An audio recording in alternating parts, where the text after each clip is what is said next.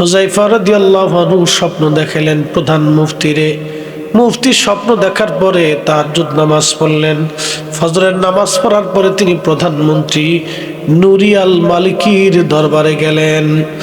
নুরি আল মালিকিকে তার স্বপ্নের কথা বললেন এবং হুযায়ফা বললেন, মুফতি, আমি আজকে 3 রাত বাদশারে স্বপ্ন দেখাইছি, বাদশা আমার কোনো স্বপ্নের বিহিত করে নাই। আজকে তোমারে দেখাইলাম, তুমি তাড়াতাড়ি বাদশারে নিয়ে আমাদের কবর এখান থেকে সরাও। আমি বলতেছি আজকে 3 রাত বাদশার স্বপ্ন দেখেছি, বাদশা কোনো ব্যবস্থা নেই, তোমার স্বপ্ন দেখাইলাম, তাড়াতাড়ি ব্যবস্থা করো, আমাদের কষ্ট হচ্ছে। তখন হজের মাস চলতেছে, জিলহজ মাস, লক্ষ লক্ষ হাজিরা মক্কায় উপস্থিত হতেছে। সারা বিশ্ব থেকে হাজিরা হেঁটে হেঁটে, জাহাজে চড়ে চড়ে, বিমানে চড়ে চড়ে বিভিন্ন প্রক্রিয়ায় যাচ্ছে। এখন তো বাবাজি বিমানে চড়ে যাওয়া যায়, আগে তো এরকম হেঁটে হেঁটে বড় বড় কাফেলা করে হাজিরা যাইতো হজ করার জন্য। এখনকার হজ আর আগের হজের মধ্যে বিরাট বড় তফাৎ। আগের হজ 6 মাস 1 বছর আগেই হাজিরা রওনা দিছে হজ করার জন্য, কেউ পথেই মারা গেছে, মক্কা মদিনায় যাওয়ার আর সুযোগ হয় নাই।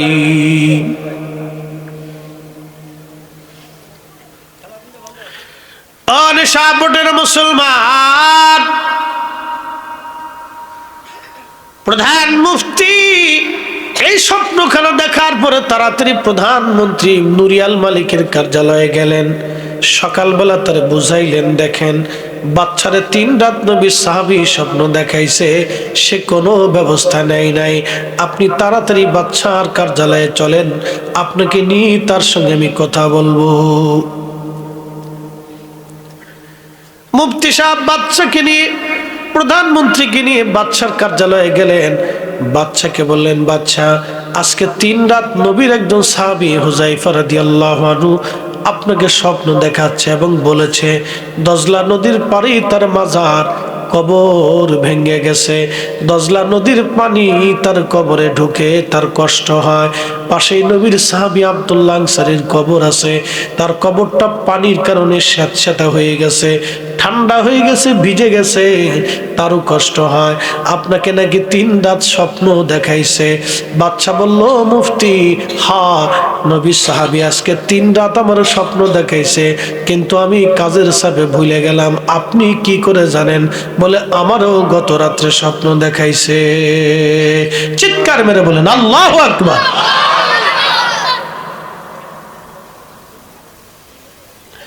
বলে, আপনাকে স্বপ্ন দেখাইছে? বলে, হ্যাঁ আমারও স্বপ্ন দেখাইছে। বলে, বলেন কি কি করতে পারি তাহলে আমি? ও মুফতি সাহেব, নবী সাহাবীর কষ্ট হয়, যদি এখন ব্যবস্থা না নেই তাহলে বেয়াদবি হবে, তারা যদি অভিশাপ দিয়ে দেয় আমার ধ্বংস হয়ে যাব। কি করা যায়? বলে, দ্রুত গতিতে একটা কাজ করেন, কবর স্থানান্তর করা লাগবে। বলে, কবর স্থানান্তর করার ব্যাপারে আপনি ফতোয়া লেখেন, আপনার আলেম উলামা দিয়ে বোর্ড বসেন, আমি ওইদিকে ব্যবস্থা নিচ্ছি কি করা যায়। দ্রুত গতিতে মন্ত্রী পরিষদ, জ্ঞানী গুণী শিক্ষিত সবাইকে তলব করলেন। জরুরি ভিত্তিতে বৈঠকে বসে গেলেন সবাই।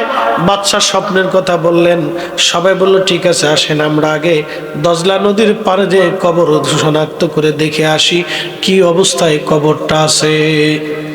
কারণ এত বড় মহান কাজ আমাদের মাথার উপরে চলছে, এটা অনেক বড় ভাগ্যের ব্যাপার আমাদের। বাদশা, আপনার বুলন্দ নসিব, আজকে 1300 বছর পরে রাসূলুল্লাহর সাহাবী দেখার সৌভাগ্য হবে। চিৎকার মেরে জোরে বলেন আল্লাহু আকবার।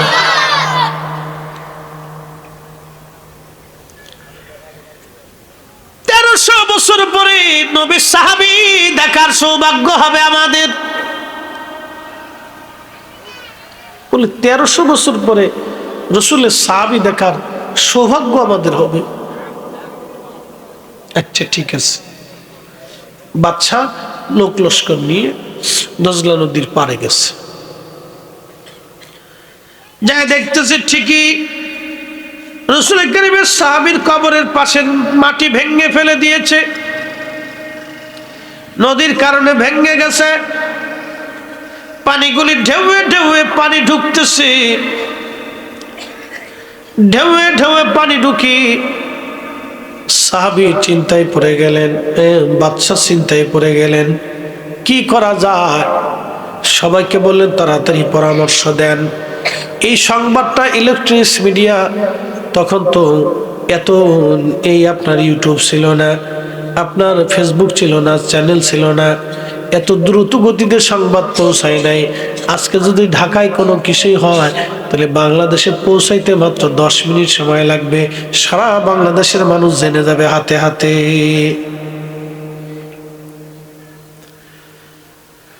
তো বাদশা বলতেছে এখন তো আমি চিন্তিত, কি করা যায়?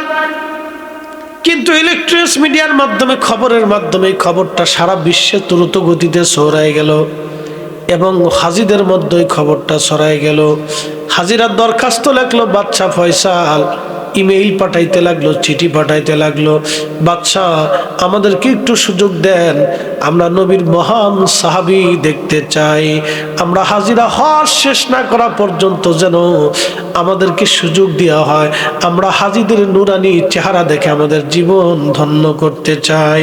কারণ যারা রসুল দেখেছে, তাদেরকে যারা দেখলো, তাদের মধ্যে যার ঈমান আছে সে আল্লাহর জান্নাতি, জান্নাতি। চিৎকার মেরে জোরে বলেন না মারহাবা। নবী যে দেখছে, তাকে যে দেখলো সে জান্নাতি, যদি ঈমান থাকে। সুবহানাল্লাহ কি বাড়ি যায়, কি মর্যাদা চিন্তা করে। জান্নাত কি চারটিখানি কথা, আপনি চাইলেই পাবেন। দুনিয়াতে ইচ্ছা করলে সকালে ইচ্ছা করলে খাইলেন না, না খাইলেন, মন চাইছে এখন কমলা খাবেন, তো হবিগঞ্জে শায়েস্তাগঞ্জ মোড়ে কমলার দোকান আছে, কাউরে পাঠাইলেন বা নিজে গেলেন, কিনে খেতে পারেন।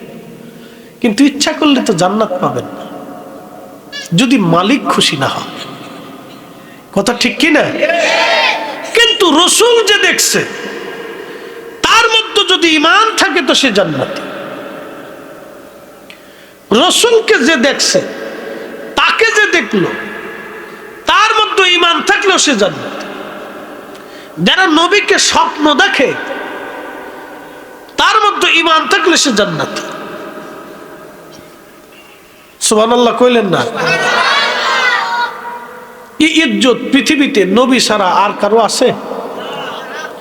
আমাকে স্বপ্ন দেখলে জান্নাতে যাবে কোনো গ্যারান্টি আছে? কিন্তু রসুল স্বপ্ন দেখলে সে আল্লাহর জান্নাতের গ্যারান্টি আছে।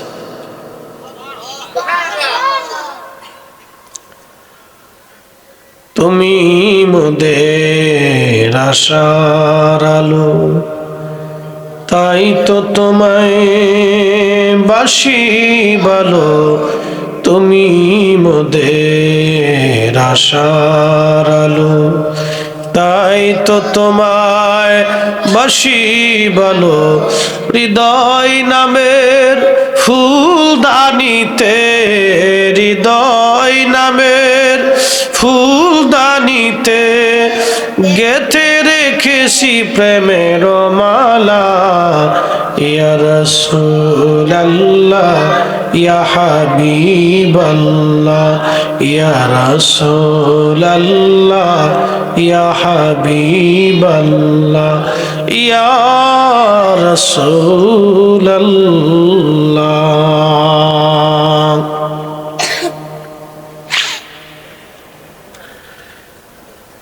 হবিগঞ্জের মুসলমান, এবার বাদশা ফয়সাল পড়লেন আর এক বিপদে। সারা পৃথিবী থেকে যারা বড় বড় রাজা বাদশা ছিলেন, আমির ওমরা ছিলেন, তারা ফোন দিচ্ছে, বাদশা ফয়সাল একটু অপেক্ষা করেন, আমরা নবীর সাহাবী দেখতে চাই, 1300 বছর বড় সাহাবী অক্ষত, এটা দেখতে চাই আমরা, তাদের সৌন্দর্য দেখতে চাই, চেহারা দেখতে চাই, তারা কেমন। বাদশা ফয়সাল বলেন, আমির ওমরারা জ্ঞানী গুণীরা আপনারা পরামর্শ দেন আমি কি করতে পারি, আমি কি করব, আপনারা পরামর্শ দেন। তখন সবাই বলল বাদশা একটা কাজ করেন। বলে কি কাজ? কাজটা হলো আপনি এই যে যেই পাশটা দজলা নদীতে পানি আসে ওই পানির এই পাশটা সুন্দর করে ঢালাই করে দেন, আর ভিতরের পানি আপনি নিষ্কাশন করে দেন, ভিতরের পানিগুলি ফেলে দেন এবং সুন্দর করে ঢালাই করে আপনি বেড়িবাঁধ নির্মাণ করে দেন, যাতে করে দজলা নদীর পানি এসে সাহাবীর কবরের মধ্যে না ঢুকে এবং কষ্ট না হয়। তাহলে কিছুদিন হয়তো অপেক্ষা করা যাবে। তো কবরের যেই পাশটা পানি ঢুকত এই পাশ সুন্দর করে একবারে ঘিরে ঢালাই করে দেওয়া, আর মাঝখানে যে পানি ছিল সব পানি ফেলে দিয়ে জায়গাটা শুকনা বানাই দেওয়া। হাজ শেষ হয়ে গেল। প্রায় 5 লক্ষ মানুষ ইরাকের বাগদাদে সালমান পার্কে জমা হলো। সালমান পার্কে ঘুমিয়ে আছেন রাসূলুল্লাহর একজন সাহাবী, তার নাম হযরত সালমান ফার্সি রাদিয়াল্লাহু আনহু, যিনি 250 বছর হায়াত পেয়েছিলেন। এই সাহাবীর পবিত্র মাজার ওই ইরাকের সালমান পার্কে আছে। ওই উনার সাহাবীর মাজারের পাশেই এই দুইজনের জন্য কবর খনন করা হলো। ওইখান থেকে উঠাইয়া এই কবর এইখানে নিয়ে আসা হবে।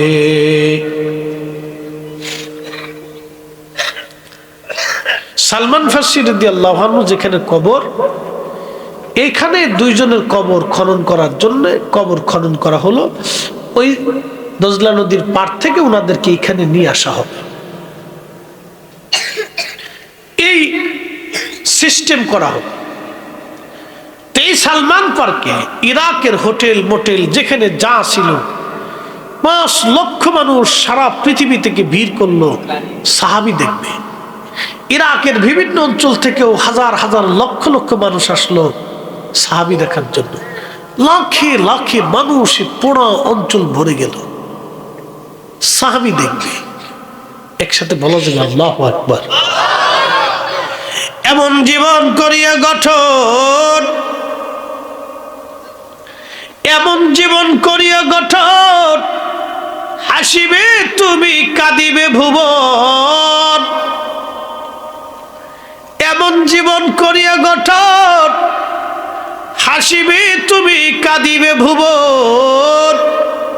নবী সাহাবী 1300 বছর পর যেইভাবে সেইভাবে স্বপ্ন দেখায়, হায় হায় হায়, আমরা মারা যাওয়ার মাত্র 24 ঘন্টায় শরীর থেকে পোকা বের হয়, এই পোকার গন্ধে থাকা যায় না। আর 1300 বছর পরে স্বপ্ন দেখায় তাড়াতাড়ি আমাদের কবর সরাও, আমাদের লাশ সরাও। মুসলমান হইলে এরকম হইতে হবে, কাজের মুসলমান। আমরা অকার্য মুসলমান, বেহুদের সময় নষ্ট করি। কত এই যে আমাদের দেশে একটা প্রবাদ আছে, অলস মস্তিষ্ক শয়তানের কর্মশালা। অলস মস্তিষ্ক শয়তানের কর্মশালা এর অর্থ কি? যে মস্তিষ্ক অলস, এই অলস মস্তিষ্ক শয়তানের কর্মশালা।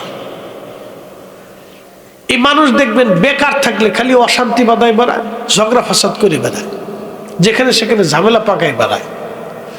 আমাদের দেশের যে ছেলেরা বেকার, বাপের হোটেলে খায়, মোটরসাইকেল একটা পালি দেখবেন রাস্তা দিয়ে খালি কুত্তার মতো দড়ি বেড়াইতেছে।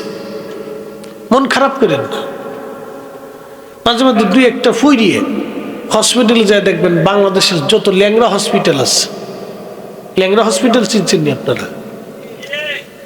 হ্যাঁ, ঢাকা বারডামে যায় দেখবেন পঙ্গু হসপিটাল, এটার নাম হলো ল্যাংড়া হসপিটাল।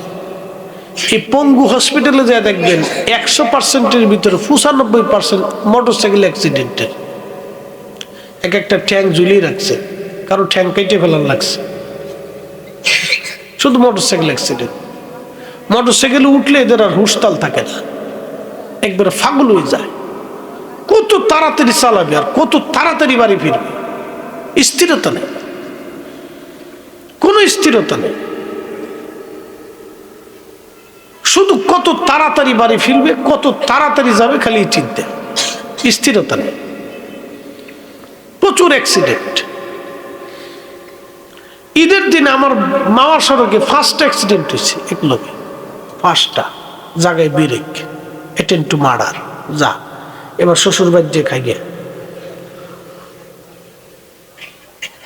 রাস্তা ফাঁকা, ও রেসলিং খেলতেছে মোটরসাইকেল দিয়ে, একবারে একসাথে 5টা পড়ছে। যা চলে যা। পদ্মা সেতুতে উঠেও রেসলিং, কে কত তাড়াতাড়ি যেতে পারে। প্রধানমন্ত্রী শেষে তাড়াতাড়ি করেছে এটা বন্ধ কর। এই পদ্মা সেতুর মান সম্মান খেয়ে ফেলাবে ওরা, পরে একবারে টোটাল বন্ধ করে দিচ্ছে। মোটরসাইকেল ওয়ালারা খুব বেজার, কেন যে বন্ধ করছে এই এখন সে আমরা বুঝি যে কেন বন্ধ করছে। তারপরেও মাঝে মধ্যে গভীর রাত 2টা 3টে 4টের সময় বাড়ি ফিরি। আমার বাসা তো পোস্তগোলা ব্রিজ পার হইলি হাসনাবাদে, বসুন্ধরা রিভার ভিউ। তো ওই পদ্মা সেতুর লেনে যাইতে গেলে দেখা যায় মগা মুগি, টুনা টুনি, কথা বুঝেন না মনে হয়। পিছনে একটা মগিরে লয়ে রয়েছে, মগি ইজলে না বেডি বোঝা যায় না। কিরে তোরা ঠিক আসতেছে, বেডি বোঝা যায় না, এটা বেডি না ইজলিয়া। বলে হুজুর এটা কইলেন কে? প্যান্ট পরা শার্ট পরা, ওরা প্যান্টও লয়ে গেছে শার্টও লয়ে গেছে। পুরুষ মানুষই প্যান্ট পরে শার্ট গায়ে দেয়, কি কথা কর না কেন, ঠিক কিনা? পুরুষের শার্ট নিয়েছে, পুরুষের প্যান্ট নিয়ে গেছে, পুরুষের শার্ট নিয়ে গেছে। আরে তোরা বেডিরা পুরুষের প্যান্ট আর শার্ট নিয়ে গেলি তো জাঙ্গিটা বাদ দিলি কে? ওটাও লয়ে যা।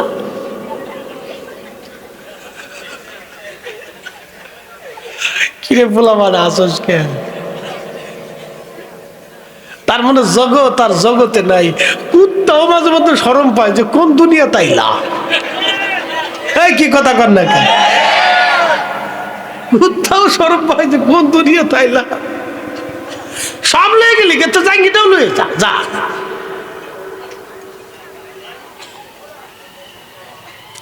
পুরুষের পোশাক পুরুষে পরবে, নারীর পোশাক নারী পরবে, কি কথা কর না কেন? এটাই হচ্ছে নিয়ম, যেটা রুলস সেটা নিয়ম, সে আইনে চলতে হবে। পুরুষের পোশাক কেন নারী নিবে? আমরা কি বেডিগার পোশাক নিয়ে টানাটানি করি? জীবনে সালোয়ার কামিজ পরছেন নি আপনারা? ছায়া টায়া পরছেন, শাড়ি পরছেন, চুরি লাগাইছেন, কানের তার দিছেন। কিছু ফুলাফান কানের তার দেয়, ওটা বেড়া না, ওটা ইজলিয়া। হ্যাঁ কি কথা কর না কেন? ওটা বেড়া কয় কেন? ওটা ইজলিয়া।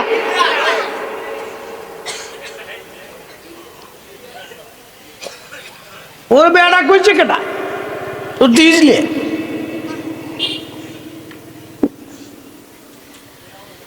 আল্লাহ রাসূল বলেন উম্মত